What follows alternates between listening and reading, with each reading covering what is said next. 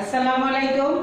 আমি তাহমিনা আক্তার, প্রধান শিক্ষক, রুস্তম আলী চৌধুরী মাধ্যমিক বিদ্যালয়। প্রিয় শিক্ষার্থী, তোমরা সকলে কেমন আছো? আশা করি ভালো আছো। সকলকে আজকের অনলাইন ক্লাসে স্বাগত। আজকে আমাদের আলোচ্য বিষয় বাংলাদেশের ইতিহাস ও বিশ্ব সভ্যতা। আমরা আমাদের আজকের পাঠ ইতিহাস পরিচিতি। ইতিহাস পরিচিতির যে অংশ থেকে আমরা আলোচনা করব, আমরা একটু সকলে লক্ষ্য করব সেটা ইতিহাসের প্রকৃতি নিয়ে আমরা আলোচনা করব। ইতিহাসের পরিসর নিয়ে আলোচনা করব এবং ইতিহাসের প্রয়োজনীয়তা নিয়ে আমরা আলোচনা করব। তো প্রিয় শিক্ষার্থী, আমরা আলোচনার আগে এই পাঠ শেষে আমরা কি শিখব সে বিষয়টা একটু দেখে নিই। তোমরা সকলে লক্ষ্য করো,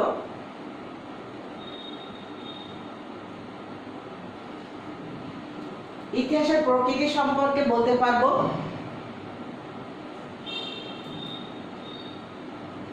ইতিহাসের পরিসর ব্যাখ্যা করতে পারবো, ইতিহাস কিভাবে সম্প্রসারিত হচ্ছে তা বিশ্লেষণ করতে পারবো, ইতিহাসের প্রয়োজনীয়তা বর্ণনা করতে পারবো।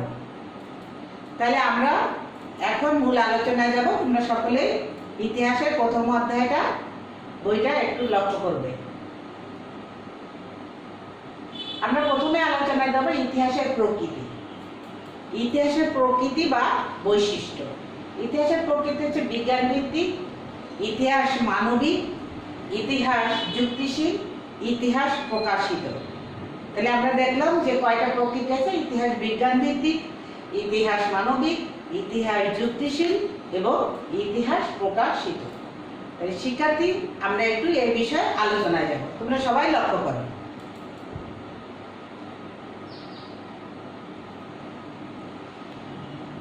ইতিহাস অতীতমুখী, অতীতের ঘটনা প্রবাহ এই বিষয়ের বিচরণ ক্ষেত্র। সত্যনিষ্ঠ তথ্যের সাহায্যে অতীতকে পুনর্গঠন করা ইতিহাসের প্রকৃতি বা বৈশিষ্ট্য। আমরা বলছি ইতিহাস মানবিক দ্বিতীয় প্রকৃতির ক্ষেত্রে। তাহলে আমরা দেখি যে ইতিহাসের বিষয়বস্তু মানুষ, তার সমাজ, সভ্যতা, মানব সমাজ ও সভ্যতার ক্রম অগ্রগতি ধারাবাহিক তথ্য নির্ভর বিবরণী হচ্ছে ইতিহাসের প্রকৃতি। আমরা তৃতীয় এসে দেখেছি যে ইতিহাস আবেগিক নয়। ইতিহাসে আবেগের, অতীতের কথোপকথনের কোনো ঠাঁই নেই। ঘটে যাওয়া ঘটনার সঠিক বিবরণ পরবর্তী প্রজন্মের কাছে পৌঁছে দেওয়াই ইতিহাসের প্রকৃতি বা বৈশিষ্ট্য। এরপর আমরা দেখি যে ইতিহাস প্রকাশিত। তাহলে ইতিহাস থেমে থাকে না। নিজের প্রবহমান যে কারণে কাল বিভাজনের কোনো সন, তারিখ ব্যবহার করা কঠিন। আবার পরিবর্তনের ধারা সব দেশে এক সময়ও ঘটেনি। প্রিয় শিক্ষার্থী, আমরা পরবর্তী আলোচনায় যাব ইতিহাসের পরিসর কি। তাহলে আমরা একটু লক্ষ্য করি ইতিহাসের পরিসর কি। ইতিহাস অন্যান্য বিষয় থেকে আলাদা। জ্ঞান অর্জনের অন্যান্য শাখা থেকে এর রচনা ও উপস্থাপনা পদ্ধতিও স্বতন্ত্র। আমরা এবার দেখব যে ইতিহাসের পরিসর কি কি আছে। তার আগে আমরা একটু ছবি লক্ষ্য করি। প্রিয় শিক্ষার্থী, ছবিটা লক্ষ্য করো। এখানে আমরা দেখতে পাচ্ছি যে প্রাগৈতিহাসিক যুগে মানুষ কিভাবে খাদ্য সংগ্রহ করত, সেই ছবিগুলো এখানে দেখা যাচ্ছে। মানুষের কাজ প্রাগৈতিহাসিক যুগে খাদ্য সংগ্রহের ভিতরে সীমাবদ্ধ ছিল।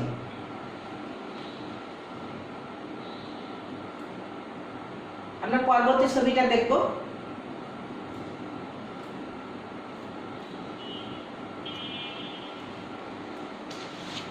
আমরা জানি যে মানুষের কর্মকাণ্ড নানামুখী। মানুষ রাজনীতির সাথে সম্পৃক্ত। তাহলে এখানে আমরা যে ছবিটা দেখছি, আমাদের ছবিটা দেখে মনে হচ্ছে যে কিছু রাজনৈতিক কর্মকাণ্ড এখানে এই ছবিতে সেই চিত্রটাই তুলে ধরছে।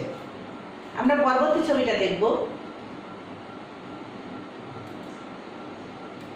বিজ্ঞান ভিত্তিক গবেষণা বিষয়গুলো এই ছবিটাতে আমরা সেরকমই কিছু দেখতে পাচ্ছি। তাহলে প্রিয় শিক্ষার্থী, আমরা একটু লক্ষ্য করি যে ইতিহাসের পরিসরগুলো কি কি আমরা একটু দেখব।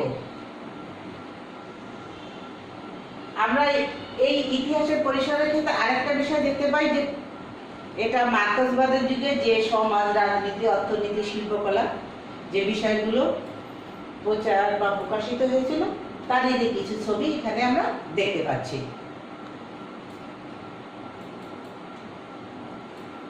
তোমরা সকলে একটু লক্ষ্য করো শিক্ষার্থী, যে ইতিহাসের পরিসরে আমরা কি কি দেখলাম। আমরা যে ছবিগুলো দেখেছি তার ভিতরে একটা ছিল রাজনৈতিক, একটা ছিল সামাজিক অর্থনৈতিক, আর একটা ছিল যে সম্প্রসারিত, এবং বিষয়টা ছিল যে এরকম যে মানুষের কর্মকাণ্ড, মানুষ নানামুখী কর্মকাণ্ড করে থাকে, তার বিভিন্ন কর্মকাণ্ডের বিষয়গুলো ইতিহাসের অন্তর্ভুক্ত হয়ে থাকে। মানুষ প্রথম দিকে খাদ্য সংগ্রহ করেছে, পরবর্তীতে মানুষ বিভিন্ন রাজনৈতিক, সামাজিক, অর্থনৈতিক এবং গবেষণামূলক কাজের সাথে জড়িত হয়েছে। এভাবে মানুষের ইতিহাসের পরিধি বিস্তৃত হয়েছে। প্রথম দিকে ইতিহাস ছিল সীমাবদ্ধতা, অল্প কিছু কাজের ভিতরে সীমাবদ্ধ, কিন্তু যতই মানুষের কর্মকাণ্ড বৃদ্ধি হয়েছে ইতিহাসের সীমাও তত বিস্তৃতি লাভ করেছে এবং ইতিহাসের পরিসর তত বেড়েছে। আমরা এখন এই বিষয়গুলো নিয়ে একটু আলোচনা করব, তোমরা সকলেই লক্ষ্য করো।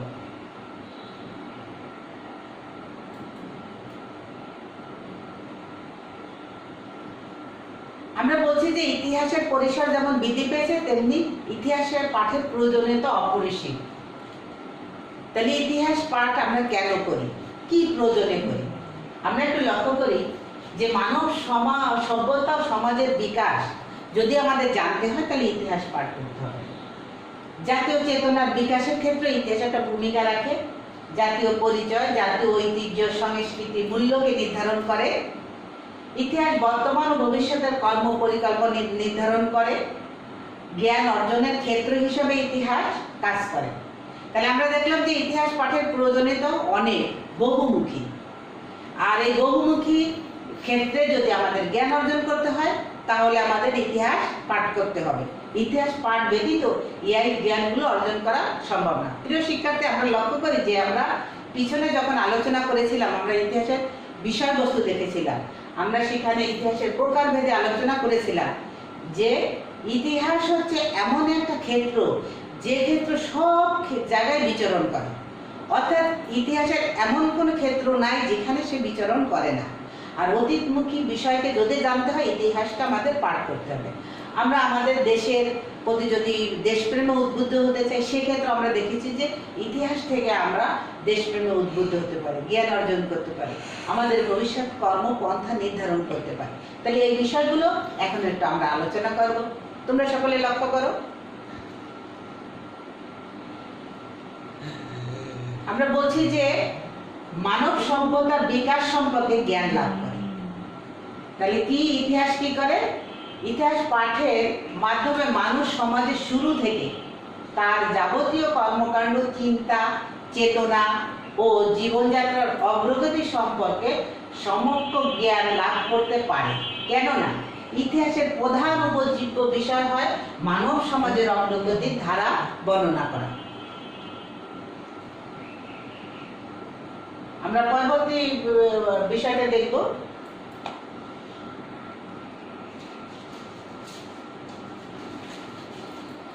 আমরা বলছি যে ইতিহাসের প্রয়োজনীয়তা জ্ঞান অর্জনের ক্ষেত্রে।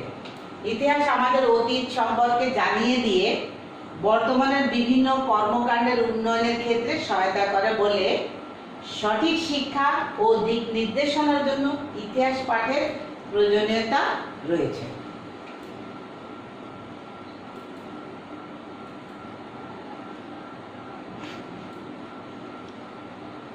আমরা আরেকটা দেখেছিলাম যে ইতিহাস জাতীয় চেতনার বিকাশ ঘটায়।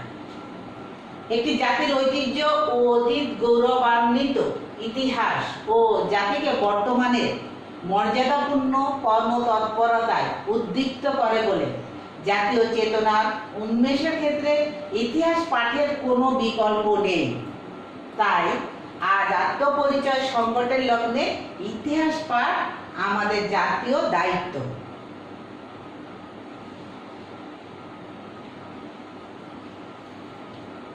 জাতীয় পরিচয়ের ক্ষেত্রে ইতিহাস পাঠের প্রয়োজনীয়তা রয়েছে। তাহলে আমরা একটু লক্ষ্য করি, যে কোনো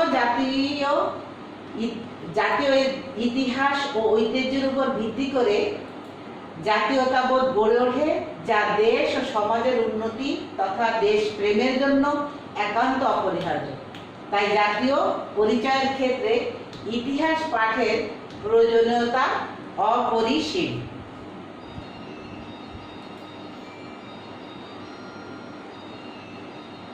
বর্তমান ও ভবিষ্যতের কর্মপন্থা নির্ধারণ করে। বর্তমানে ঐতিহাসিক ঘটনার সঠিক আলোচনার ফলে ইতিহাস বন্ধনমুক্ত ও সকল সংকীর্ণতার ঊর্ধ্বে। আর এই মুক্ত ইতিহাস আমাদের অতীত সময়ের অবস্থা সম্পর্কে সঠিক ধারণা প্রদান করে এবং বর্তমান ও ভবিষ্যতের কর্মপন্থা নির্ধারণে সাহায্য করে।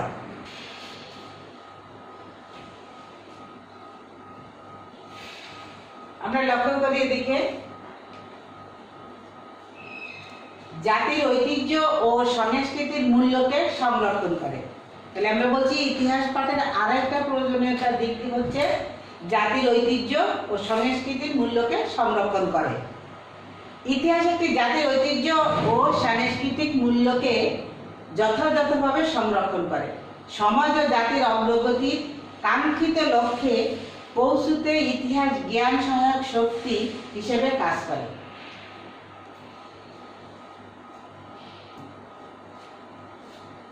একই সাথে ইতিহাস জ্ঞান আমাদেরকে গর্বিত করে তুলতে পারে অতীত ঐতিহ্যের প্রতি। এর ফলে আমাদের উদ্দীপ্ত হতে পারে জাতীয় ইতিহাস ও ঐতিহ্যকে সমুন্নত রাখার একান্ত প্রত্যাশা।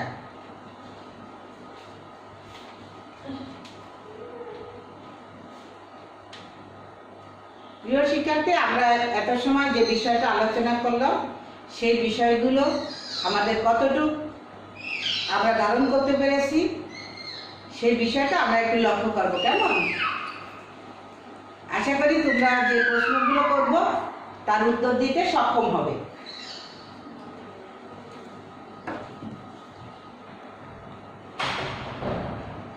তাহলে আমরা একটু দেখি কি কি আছে। ইতিহাস আলোচনার বিষয় কি? কোন যুগে মানুষের কর্মকাণ্ড খাদ্য সঙ্গে সীমাবদ্ধ ছিল? ইতিহাসের পরিসরের কোন বিষয়গুলো অন্তর্ভুক্ত? কোন কোন ক্ষেত্রে ইতিহাস পাঠের প্রয়োজনীয়তা রয়েছে? তাহলে প্রিয় শিক্ষার্থী, তোমরা নিশ্চয়ই এই প্রশ্নগুলোর উত্তর তোমাদের সকলেরই জানা। তারপরে আমরা একটু দেখে নিই। তাহলে আমাদের প্রথমে আছে কি ইতিহাসের আলোচনার বিষয় কি কি। তাহলে আমরা একটু দেখে নিই যে ইতিহাসের আলোচনার বিষয় কি কি ছিল। ছিল যে ইতিহাস বিজ্ঞান ভিত্তিক, ইতিহাস মানবিক, ইতিহাস যুক্তিশীল, ইতিহাস প্রকাশিত। আমাদের আলোচনা বিষয়বস্তু এগুলোর ভিতর এগুলোই ছিল। আমরা পরবর্তী প্রশ্নটা যাই যে ইতিহাস কোন যুগে মানুষের কর্মকাণ্ড খাদ্য সংগ্রহের ভিতর সীমাবদ্ধ ছিল? প্রাক ঐতিহাসিক যুগে মানুষের কর্মকাণ্ড খাদ্য সংগ্রহের ভিতরে সীমাবদ্ধ ছিল। আচ্ছা, আমরা 3 নম্বর প্রশ্নে যাব। ইতিহাসের পরিসরে কোন কোন বিষয়গুলি অন্তর্ভুক্ত? তাহলে আমরা একটু দেখে নিই কোন কোন বিষয়গুলি অন্তর্ভুক্ত। রাজনৈতিক, সামাজিক, অর্থনৈতিক, ধর্মীয়, সাংস্কৃতিক, সাম্প্রতিক। আমরা পরের প্রশ্নটা যাব। ইতিহাস পাঠের প্রয়োজনীয় তার কোন কোন ক্ষেত্রে ইতিহাস পাঠের প্রয়োজনীয়তা রয়েছে? তাহলে আমরা একটু দেখে নিই কোন কোন ক্ষেত্রে ইতিহাস পাঠের প্রয়োজনীয়তা রয়েছে। তোমরা সকলে একটু লক্ষ্য করো যে মানব সভ্যতা বিকাশের ক্ষেত্রে ইতিহাস পাঠের প্রয়োজনীয়তা রয়েছে, জাতীয় চেতনা বিকাশের ক্ষেত্রে ইতিহাস পাঠের প্রয়োজনীয়তা রয়েছে, জাতীয় পরিচয়ের ক্ষেত্রে ইতিহাস পাঠের প্রয়োজনীয়তা রয়েছে, জাতীয় ঐতিহ্য ও সাংস্কৃতিক মূল্যকে নির্ধারণ করার ক্ষেত্রে ইতিহাস পাঠের প্রয়োজনীয়তা রয়েছে, জ্ঞান অর্জনের ক্ষেত্রে ইতিহাস পাঠের প্রয়োজনীয়তা রয়েছে, বর্তমান ও ভবিষ্যতের কর্ম নির্ধারণ ক্ষেত্রে ইতিহাস পাঠের প্রয়োজনীয়তা রয়েছে। আমি আশা করব তোমরা সকলে এই বিষয়গুলো ইতিমধ্যে তোমরা শিখেছো এবং তোমরা এই প্রশ্নগুলোর উত্তরও প্রত্যেকে দিতে পারছো। সকলে খাতা বের করো এবং বাড়ির কাজ লিখবে।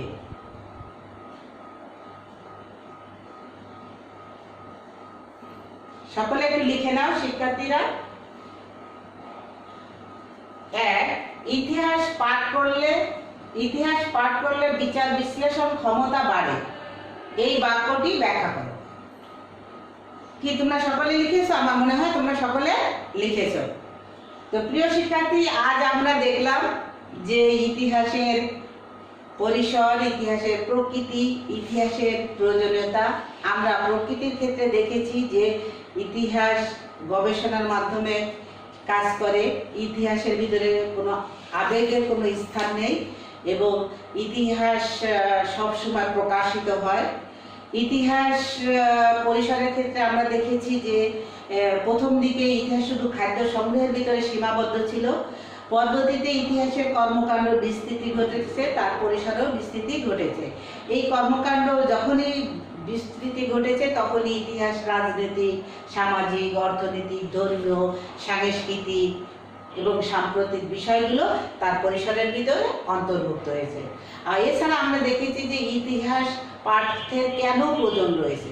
আমরা দেখেছি যে জ্ঞান বিকাশের ক্ষেত্রে ইতিহাস পাঠের প্রয়োজনীয়তা রয়েছে, জ্ঞান চর্চার ক্ষেত্রে রয়েছে, আত্মপরিচয়ের ক্ষেত্রে রয়েছে। তাছাড়া ইতিহাস পাঠের মাধ্যমে আমরা সভ্যতা সংস্কৃতি সম্পর্কে জেনেছি, আমরা বিভিন্ন কর্ম পরিকল্পনা আমরা তৈরি করতে পেরেছি, আমরা ভবিষ্যৎ কর্ম পরিকল্পনা নির্ধারণ করতে পেরেছি। আমরা ইতিহাস পাঠের মাধ্যমে আমাদের দেশপ্রেমে উদ্বুদ্ধ হয়েছি, আমাদের বর্তমানে কি আছে এবং ভবিষ্যতে কি ঘটবে, অতীতের ঘটনা থেকে সে শিক্ষা আমরা গ্রহণ করেছি। তো প্রিয় শিক্ষার্থীরা, তোমরা সকলে ভালো থাকবা এবং আজকের এই পাঠ তোমরা ভালোভাবে পড়ার চেষ্টা করবা এবং তোমাদের এই যতদিন পর্যন্ত শ্রেণী পাঠদান শুরু না হচ্ছে তোমরা সকলেই বাড়ি বসে পাঠের প্রতি মনোনিবেশ করবা। সকলে ভালো থেকো, সুস্থ থেকো। আল্লাহ হাফেজ।